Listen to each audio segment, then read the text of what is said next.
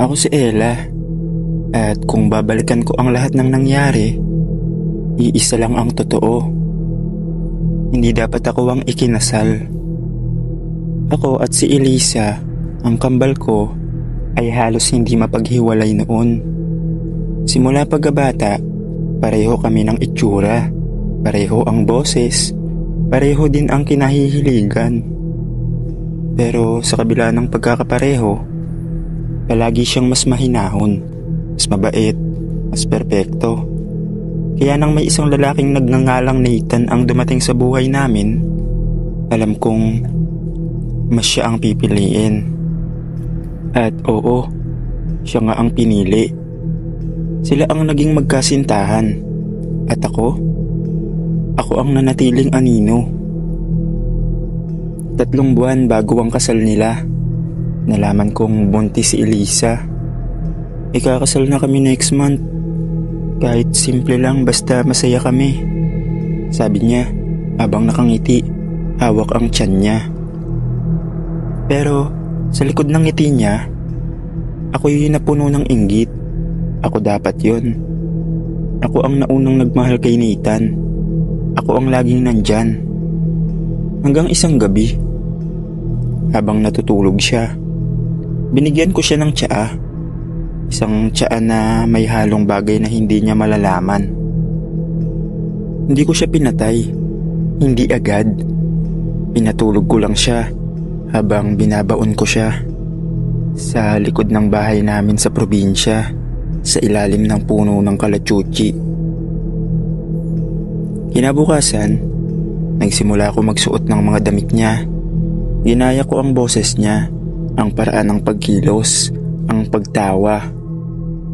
Lahat ng tao, pati si Nathan, naniwalang ako si Elisa. Hanggang dumating ang araw ng kasal. Ako ang naglakad sa aisle. Ako ang pinakasalan. Ako ang tumanggap ng mga pagbati. Ako ang humalik. Ako na ang misis. Sa harap ng altar, habang nakangiti si Nathan sa akin, sabi niya, "Salamat at ikaw ang pinili ko. Lagi kong alam, mas ikaw ang tama."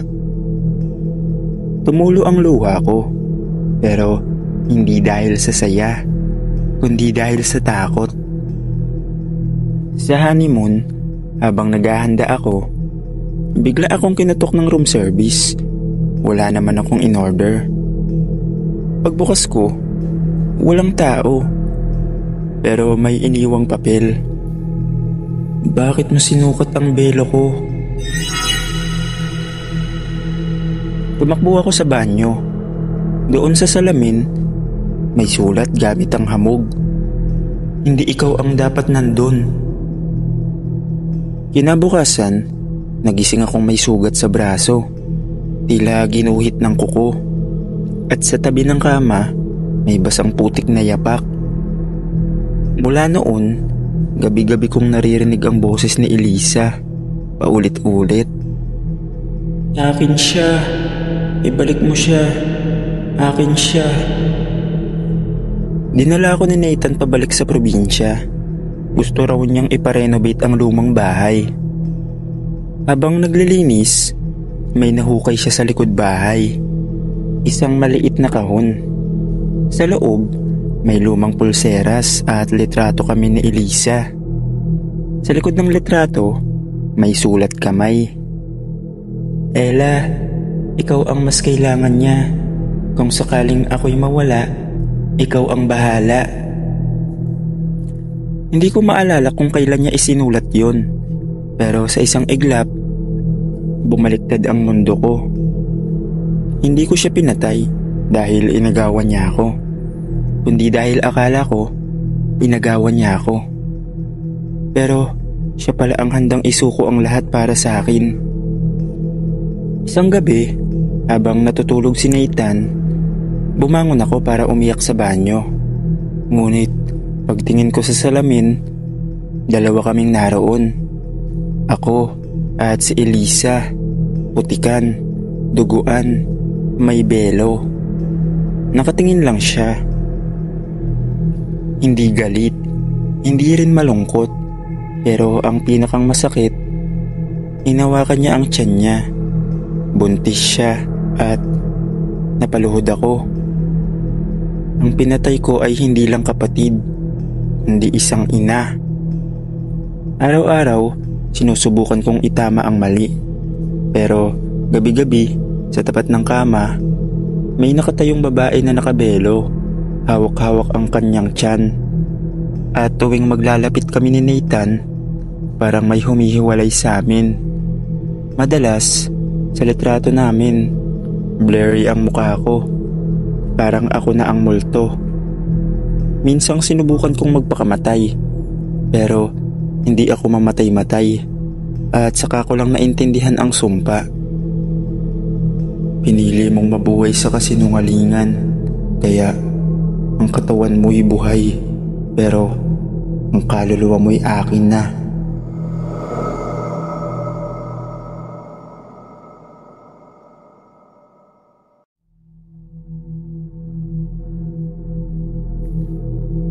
Ako si Nathan, at 1 taon na ang lumipas mula nang ikasal ako kay Elisa.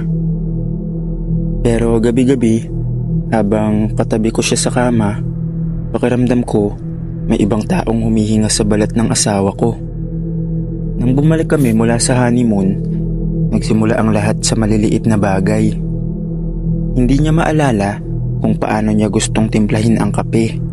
Hindi niya maalala ang pangalan ng paborito naming lugar sa Tagaytay. Hindi niya maalala kung paano kami unang nagkakilala. Siguro dahil sa stress ng kasal, sabi niya. Pero kung minsan, nahuhuli ko siyang nakatitig sa salamin. Parang hindi niya kilala ang sarili niya. Isang araw, habang tulog siya, naglalaba ako sa likod bahay. May napansin akong matandang babae sa may bakod. Palaboy pero mukhang may alam. "Kamusta na si Ella?" tanong niya bigla. "Si Elisa po," sagot ko. Umiling siya. "Hindi si Elisa yan. Si Ella yan. Malalaman mo rin." Umalis siya. Naiwan akong nanlalamig. Kinagabihan, tinanong ko si Elisa kung alam niya kung nasaan si Ella, ang kakambal niya. Tahimik lang siya at ang sagot niya sa akin ay, "Ako si Ella." Tumingin siya bigla sa akin, pero para bang hindi niya sinasadya ang sinabi niya. Sunod-sunod ang nangyari. Tuwing gabi, naririnig ko siyang umiiyak sa banyo. Pero pag tinanong ko, wala siyang maalala. May parte sa bahay na laging may basang yapak, puno ng putik. Isang gabi, nagising ako na nasa gilid siya ng kama. Hawak ang kutsilyo, nakatingin sa akin. Nang tanungin ko kung bakit, sabi niya, "Akala ko, kailangan mo ng proteksyon." Pero hindi ako nakatulog noong gabing yon. At hindi lang dahil sa takot, kundi dahil nagising akong may pangalan sa dibdib ko, nakasulat gamit ang kuko. Elisa. Minsang lumabas ako. Bumalik ako ng bahay bandang hating gabi. Pagbukas ko ng pinto, narinig ko siyang nagdarasal, pero sa wikang hindi ko maintindihan. Nakita ko siyang nakatalikod, suot ang itim na belo. Paglapit ko, nagsalita siya. "Alam mo na, di ba?" "Anong alam ko?" Sagot ko. "Na hindi ako ang pinakasalan mo." Lumingon siya, duguan ang muka, at sa gilid ng ulo niya may sugat, parang hampas ng pala. Dahil hindi na ako mapakali, bumalik ako sa probinsya. Pinuntahan ko ang likod bahay ng luma nilang bahay. Doon sa may puno ng kalachuchi, may parte ng lupa na kakaiba ang amoy. Bulok, amoy burak. Humukay ako. At sa ilalim, may nabulok na wedding dress at isang putol na daliri na may singsing. Hawak ko pa ang singsing na kamukha ng binigay ko kay Elisa. Pero alam kong hindi ko yun naisuot sa kanya. Pagbalik ko sa bahay, sinalubong ako ng asawa ko. Niyakap niya ako. "Sorry Nathan, gusto ko lang mahalin mo rin ako." Napahagulgol siya. Hindi ko siya tinulak, pero niyakap ko siya ng mahigpit at bumulong. "Anong pangalan mo?" Tumigil siya. Huminga ng malalim at sa kauna-unahang pagkakataon, tumingin siya sa akin ng diretso at sinabing, "Ako si Ella." Simula noon, tinanggap ko ang katotohanan. Ang totoong Elisa, patay na. Pero si Ella na nagmahal ng sobra. Nagkasala at nagsakripisyo ng sarili niyang kaluluwa para lang mapasa kanya ang lalaking mahal niya. Siya ang nabubuhay sa katawan ng kapatid niya at kahit alam kong mali, minahal ko na rin siya.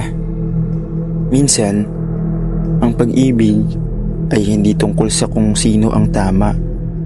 Minsan, ito'y tungkol sa kung sino ang handang mamatay o pumatay. Isang araw, habang natutulog siya sa sofa, binuksan ko ang lumang kahon ng mga gamit ni Elisa. May laman itong voice recorder. Sa huling bahagi ng recording, narinig ko ang tinig ni Elisa.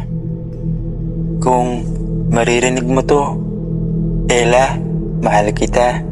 Pero hindi ako ang dapat mong patayin. Si Nathan ang may kasalanan." Biglang bumukas ang pinto. Si Ella nakangiti. Sa likod niya, may hawak siyang pala. "May gusto kang malaman, mahal?"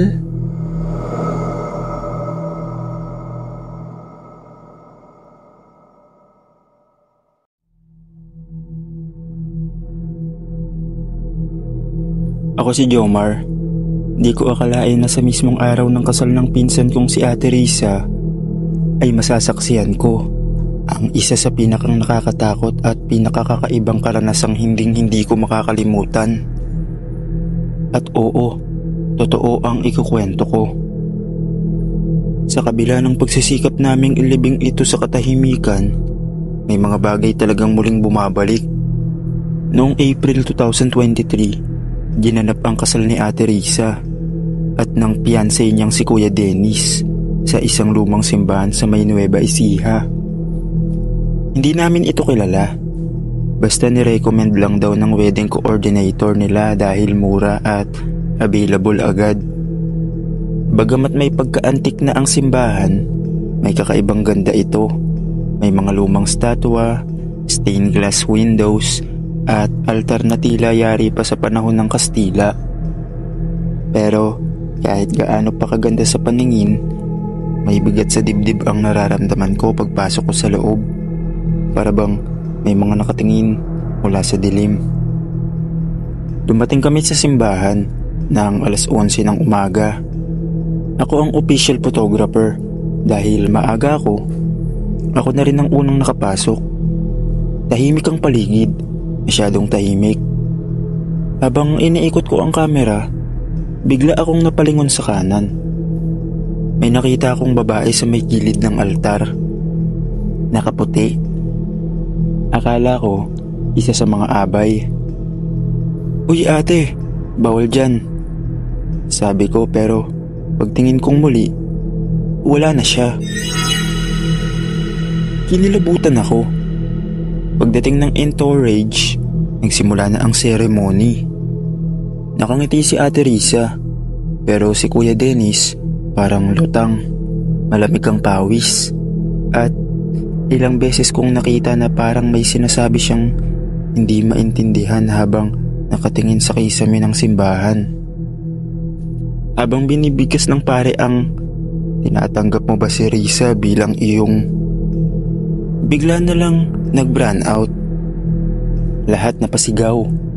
Isang matinis na tawa ang umalingaw-ngaw mula sa bandang likod ng simbahan. Akala ng iba, speaker lang na may sira.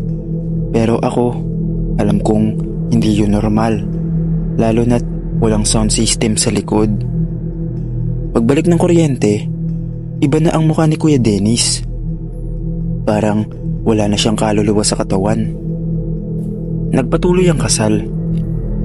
Parang wala lang. Pero sa loob-loob ko, may mali. Pagkatapos ng reception, doon kami tumuloy sa isang rest house na malapit sa simbahan. Doon na rin natulog ang bagong kasal. Bandang 3:00 ng madaling araw, nagising ako.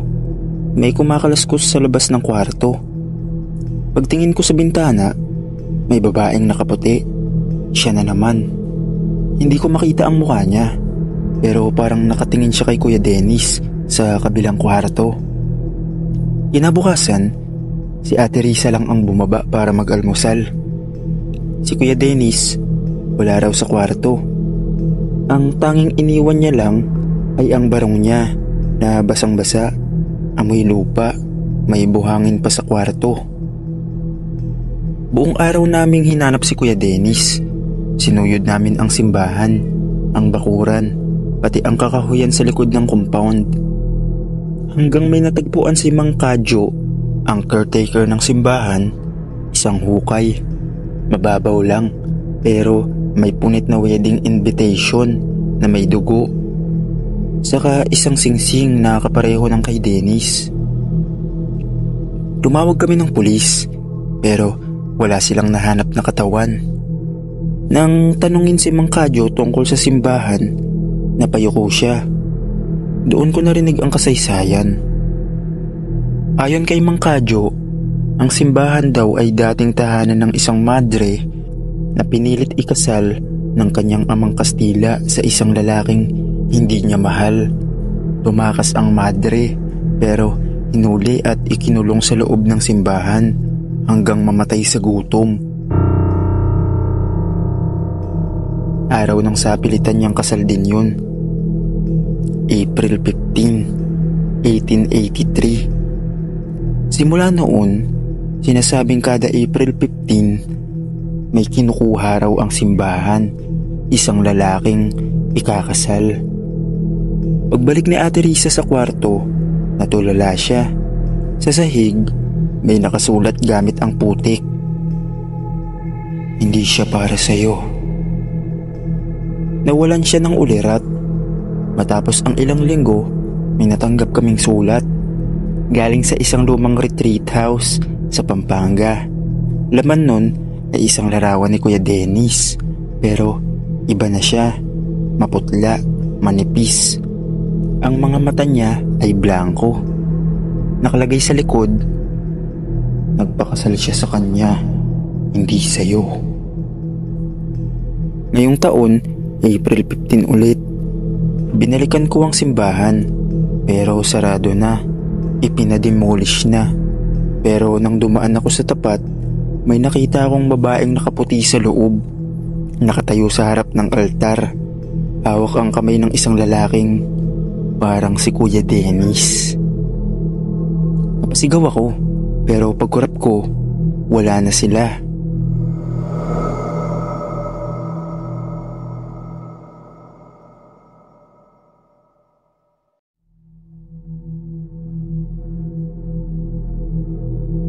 Ako si Rika, 26 years old, bagong kasal. Si Marco ang asawa ko, engineer at responsable. Matagal kaming nag-ipon para sa kasal. Pero kung alam ko lang, na sa araw ng kasal pa lang pala, may kasabay na kaming panauhin na hindi imbitado, baka hindi ko na lang tinuloy. Pagkatapos ng kasal, habang binubuksan namin ang mga regalo sa reception, may isang kahon na walang pangalan. Pagbukas namin, may lumang susi, kasamang letter na walang pirma. Para sa bagong yugto ng inyong buhay, sa lugar kung saan nagsisimula ang lahat, doon din matatapos. Nagtawanan lang kami, Akala namin prank.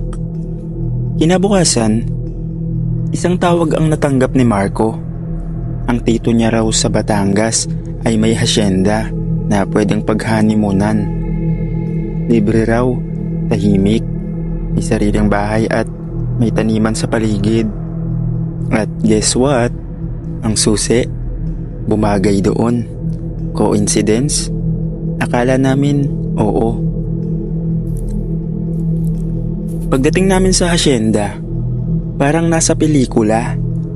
May malaking gate, kahoy ang bahay, malawak ang bukid, pero mukhang matagal nang walang nakatira. Maalikabok, tahimik, at may mga larawan sa dingding na puro luma na. Pero pinakang kakaiba, may painting sa may hagdan. Larawan ng isang babae, nakaitim, nakatayo sa may puno ng mangga. Sa likod ng canvas, may nakaukit. Siya ang unang asawa. Napakunot na uwa ko. Anong ibig sabihin? Tanong ko kay Marco. Umiling siya. Baka luma ng kwento. Huwag mo na isipin. Pero kinagabihan, narinig ko siyang may kausap habang tulog ako. Pabulong, paulit-ulit. Oo, bumalik na ako. Kasama ko na siya. Magkakasal kami ulit. Araw-araw, may kakaiba. Nang titiklop ako ng damit, biglang may itim na wedding dress na hindi akin sa laundry basket. Sa banyo, may dugo sa salamin na hindi namin maalis. Sa gabi, may naglalakad sa taas kahit kaming dalawa lang ang tao. Pinilit kong huwag pansinin, pero isang gabi, nagising ako. Wala si Marco sa tabi ko. Bumaba ako. Doon ko siya nakita sa may likod bahay, nakatingin sa puno ng mangga, kasama ang isang babaeng nakatalikod. Marco, tawag ko. Pagharap ng babae, wala siyang muka.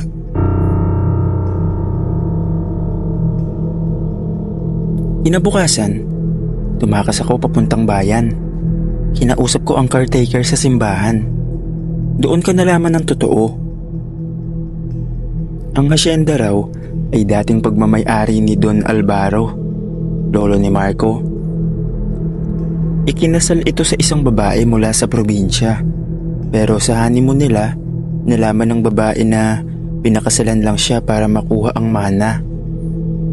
Sa gabi ng honeymoon, sinunog niya ang sarili niya sa ilalim ng punong mangga. At simula noon, bawat ikinasal sa hasyenda ay binabalikan niya. Sabi raw ng kwento, hindi siya humihiling ng tawad, humihiling siya ng kapalit.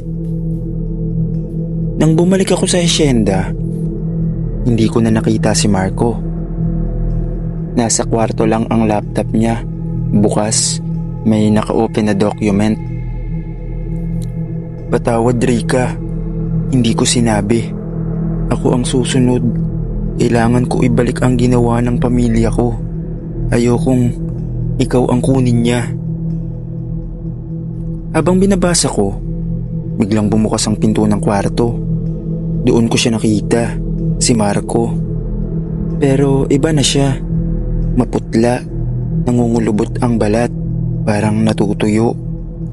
Tumingin siya sa akin, ngumiti, at sabay sabi ng, "Mahal kita, huwag ka nang bumalik dito." Pagkatapos nun, nagliyab ang buong hasyenda. Ako na lang ang naiwan. Hindi na nakita ang katawan ni Marco. Pero minsan sa panaginip ko, bumabalik siya. Suot ang barong, pero may sunog ang muka.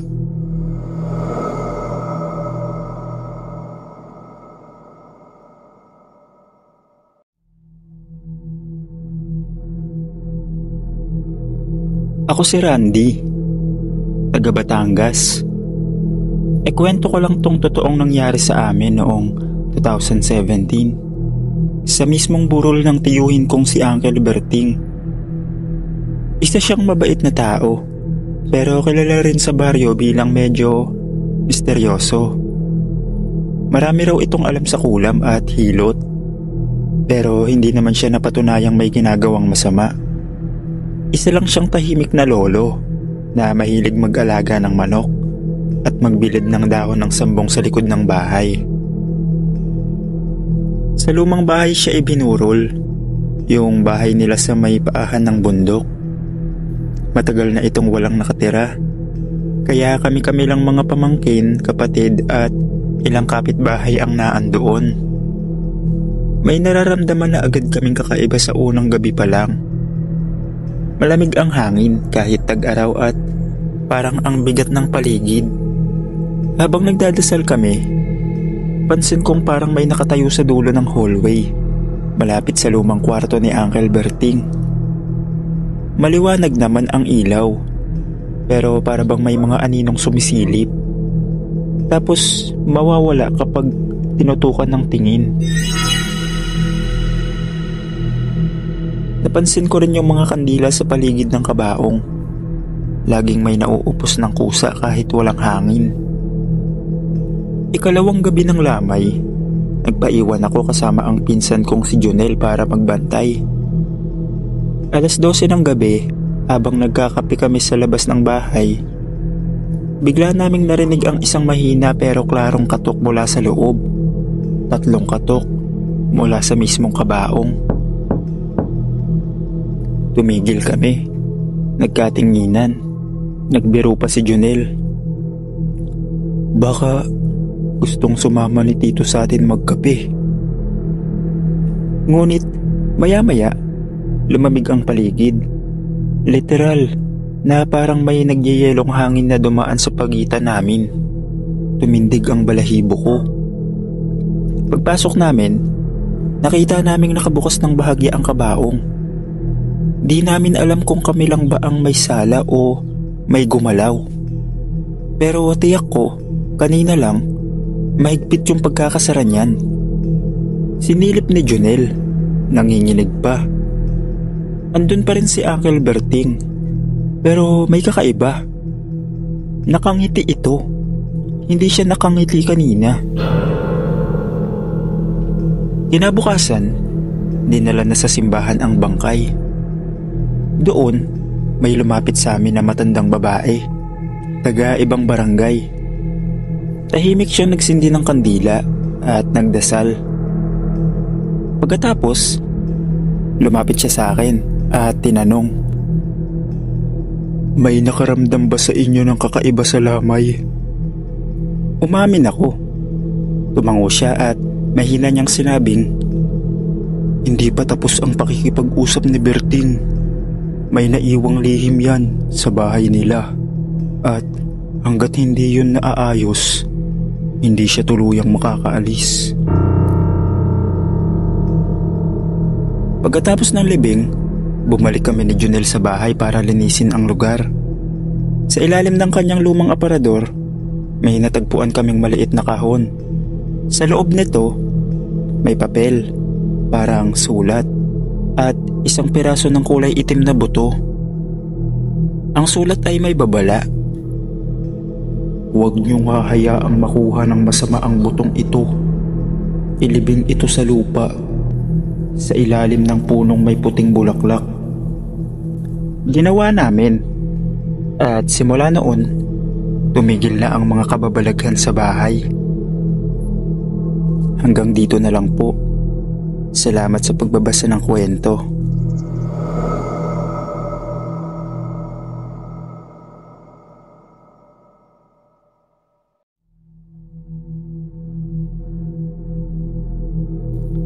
Ako si Ellie, dating sakristan sa simbahan sa may bayan ng Taal, Batangas. Estudyante pa lang ako noon, mga 17 years old, at kadalasan akong inuutusan na magserbisyo sa misa, kasal, binyag, at pati na rin sa mga misa para sa patay. Akala ko dati, normal lang ang lahat sa mga burol. Hanggang sa isang gabi ng Biyernes, may burol sa lumang chapel malapit sa simbahan. Ang patay ay si Mang Gilberto. Isang retiradong sundalo na kilala sa lugar bilang may topak. Dahil madalas daw itong nakikitang kinakausap ang hangin o nakatitig sa wala. Ako ang inassign para magbitbit ng insenso at tumulong kay Father sa misa. Habang binabasbasan ang kabaong, napansin kong parang may umuusok sa loob ng kahon. Akala ko ay epekto lang ng insenso ko. Pero iba ang amoy. Masangsang, mabaho, parang nasusunog na buhok. Lumapit ako at napalingon si Father sa kabaong. Tapos mahina niyang sinabi sa akin, "Ellie, huwag kang titingin sa muka." Pero huli na. Napatingin ako at sa ilang segundong yun, nakita kong nakadilat ang patay. Si Mang Gilberto, nakadilat, nakangiti at parang kumukurap. Pagkatapos ng misa, nilapitan ako ng apo ng namatay. Sabi niya, "Kita mo rin, no?" Ngumiti lang ako, pero hindi ko alam ang isasagot ko. Sabi pa niya, "Sabi ng lolo ko noon, pag binanggit mo ang pangalan ko sa misa, didilat ako't makikinig." Natahimik ako dahil sa sermon ni Father kanina. Binanggit niya ang buong pangalan ni Mang Gilberto 3 beses. Pag uwi ko, dinala ko hanggang bahay ang amoy ng insenso. Hindi nawala kahit maligo ako. At habang natutulog ako, nanaginip ako. Sa panaginip ko, nasa chapel ulit ako. Ako lang, mag-isa. Sa harap ng kabaong, may lalaking nakauniforme ng sundalo, hawak ang baril. "Salamat sa misa, pero may naiwan akong gamit. Pakibalikan." Aniya. Pagtingin ko sa likod ng kabaong, may lumang dog tag, may pangalan niya. Kinabukasan, bumalik ako sa chapel. Walang tao, tahimik. Sa ilalim ng mesa kung saan inilagay ang insenso, may dog tag nga. Lumang-luma, may kalawang. Ibinigay ko ito sa apo. Nang makita niya ito, umiyak siya. "Matagal na naming hinahanap to." Noong huling gabi ng burol, hindi na bumalik ang amoy. Hindi na rin bumukas ang mga mata ng patay. Simula noon, tuwing may misa ng patay, hindi na ako basta-basta tumitingin sa muka. At kapag binabanggit ang pangalan ng patay, tahimik lang ako. Hanggang dito na lang po ang kwento ko, Sir Dave. Maraming salamat po.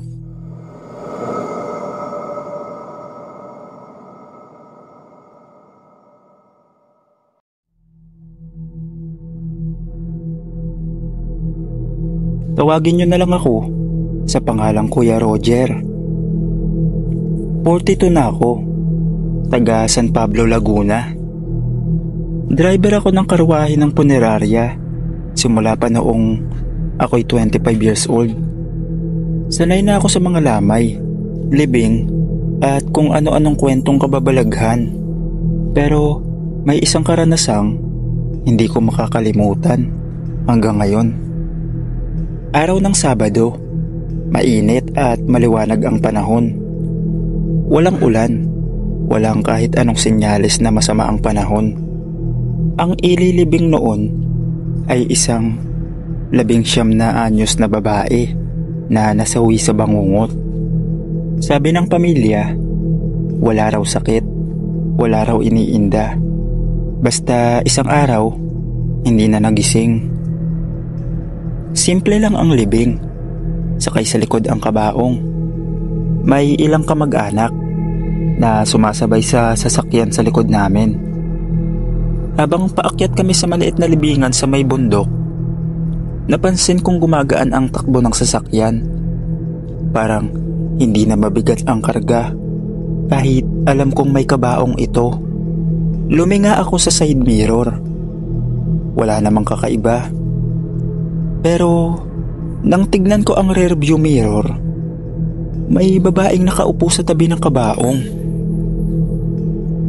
Hindi ko agad napansin. Baka bunga lang ng init ng araw o pagod. Pero nang lingunin ko muli, wala siya dun sa salamin sa gilid. Nasa rearview mirror lang siya nakikita. Mahaba ang buhok, putlang-putla ang muka, at hindi siya umiimik. Tumingin siya diretso sa salamin, sa akin. Napamura ako sa gulat at halos mapapreno ng bigla. Napansin ng katabi kong sakristan. Tinanong kung okay lang ako. Hindi ko siya sinagot. Pagdating sa libingan, bumaba ako agad para magyosi at kalmahin ang sarili. Nang binaba na ang kabaong, lumapit ang nanay ng namatay at mahina niyang sinabi sa akin, "Kuya, nakita mo rin ba?" Napatingin ako sa kanya. Madalas daw siya sumama sa mga biyahe. Ayaw niya raw ilibing. Nang pabalik na ako ng punerarya, ako na lang mag-isa sa karawahe. Gabi na, malamig ang hangin, tahimik sa daan.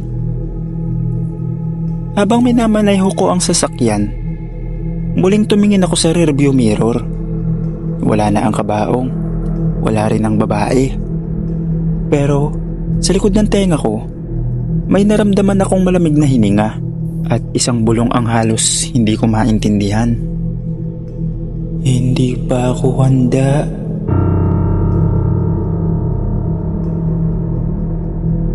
Simula noon, tuwing may sinasakay akong kabaong sa likod, lagi kong tinatakpan ng rearview mirror. Hindi dahil sa takot, kundi dahil may mga hindi mo na kailangang makita, lalo na kung ayaw pa nilang mawala.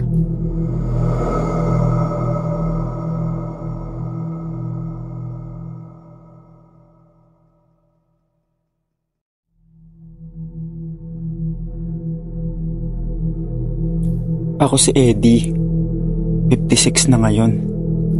At halos 30 taon na akong supultorero o tagahukay ng libing sa isang pampublikong sementeryo dito sa Cavite. Kung ano-anong klaseng lamay, burol at libing na ang nasalihan ko. Pero isa sa mga hindi ko makakalimutan ay ang pangatlong hukay ng taong 2013. Oktubre yun. Sunod-sunod ang mga libing dahil sa isang aksidente sa kalsada. 3 magkakaibang lalaki ang sabay-sabay na sawi sa banggaan ng tricycle at truck. Unang araw, hinukay ko ang unang libingan. Walang problema. Kinabukasan, ikalawang hukay. Maayos din. Pero sa ikatlong araw, bago pa man ako magsimula, lumapit sa akin ng isang matandang babae. Wala siya sa listahan ng pamilya. Nakaitim, may hawak na payong kahit maaraw. Sabi niya, "Huwag mong hukayin yan. Huwag mong hukayin ang pangatlo. Wala sa tamang oras." Siyempre, inakala kong nasisiraan ng bait. Ngumiti ako sabay sabing, "Trabaho lang punay."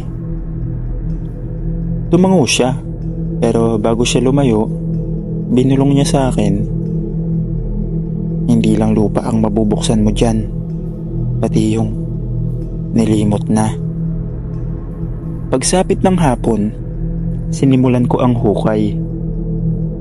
Mahigit 6 na talampakan ang lalim, pero kakaiba ang lupa. Mabigat, basa, parang may nakabaon. Habang hinuhukay ko, bigla akong may nahukay na lumang kahoy. Parang takip ng baul o kabaong. Pero hindi ito kasama sa records ng sementeryo. Hindi kami basta-basta nagbubungkal ng may nakalibing na. May listahan kami ng lahat ng nicho. Nang bahagya ko ng maaninag ang kahoy, biglang nagdilim ang paligid. Umusok ang lupa. At mula sa ilalim ng hukay, may sumingaw na amoy ng bulok na karne at insenso. Narinig ko lang ang sarili kong napasigaw. Hindi ko alam kung takot, hilo o pareho. Lumapit ang isa sa mga kasamahan ko at tinulungan akong hukayin. Doon namin nakita ang lumang kabaong. Sira na. Buhaghag na. Pero may natirang kalansay. At sa dibdib nito, may itim na rosaryo na may krus na nakabaliktad. Biglang dumating ulit ang matandang babae. Dahan-dahan siyang bumaba sa gilid ng hukay at nagsabing, "Sabi ko sa'yo, di ba? Diyan nakabaon ang taong isinumpa." Tumingin ako sa kanya. Doon ko lang napansin. Wala siyang anino. Nagpa siya ang punerarya na ibaon muli ang bangkay. Pero bago namin tuluyang matabunan, biglang nagliyab ang rosaryo. Walang apoy pero natunaw ito sa harap ng lahat. Hindi namin maipaliwanag. Lahat ng nakakita ay nagdasal at tinawag ang pare. Binigyan ng dasal ang hukay. Inilibing na rin ang totoong bangkay ng biktima sa ibang pwesto, sa ibang lote, malayo sa pangatlong hukay. Simula noon, ang hukay na yon ay hindi na ginagalaw. Pinabakuran at pinalagyan ng krus. Pero walang pangalan. Sabi ng iba, nilibing daw doon ang isang tao na excomunica. Itinakwil ng simbahan at isinumpa ng sariling pamilya. Bawat ondas, may kandilang kusang umiilaw sa mismong ibabaw nito kahit walang nag-aalay. At minsan, may bumubulong sa mga bagong sepulturero. "Huwag mong gagalawin ang lupa sa pangatlo."